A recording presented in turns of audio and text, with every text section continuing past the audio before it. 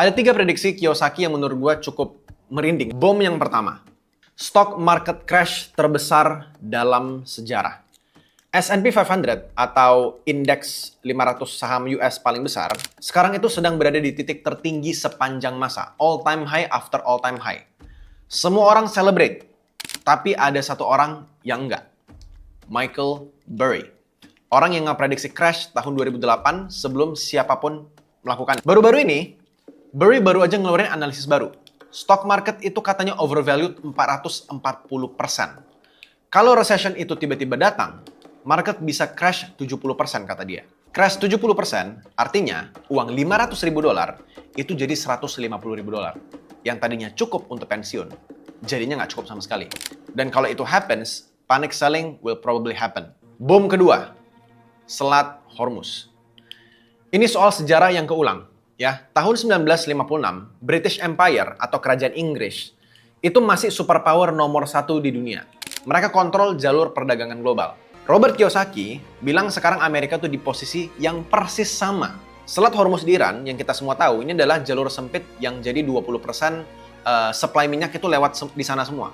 Supply minyak dunia. Sekarang lagi konflik. Dan Amerika, negara dengan utang terbesar sepanjang sejarah di dunia, di muka bumi ini, $39 triliun secara resmi per video ini dibuat. Total sama kewajiban lainnya, yaitu $260 juta.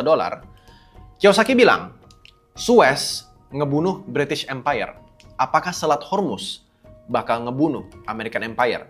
Tapi Amerika jelas lagi sangat goyah banget sekarang. Bom ketiga namanya adalah private credit. Kalau di US itu ada namanya credit score. Ya, credit score itu tuh menentuin kalian seberapa rajin bayar kartu kredit atau bayar utang, sehingga bank itu tuh kalau misalnya credit score kalian gede, mereka lebih berani ngasih utang ke kalian karena kalian kemungkinan besar akan bayar tepat waktu. Di zaman sekarang, company yang nggak profitable itu dikasih loan, dikasih pinjaman ratusan juta dolar.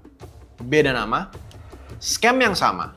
George Gammon, ya teman dekat Robert Kiyosaki yang juga financial analyst, bilang ekonomi itu sekarang kayak mesin mobil dan kredit itu kayak olinya. Kalau kredit itu macet, olinya akan berhenti ngalir, mesin akan berhenti dan ekonomi akan mati.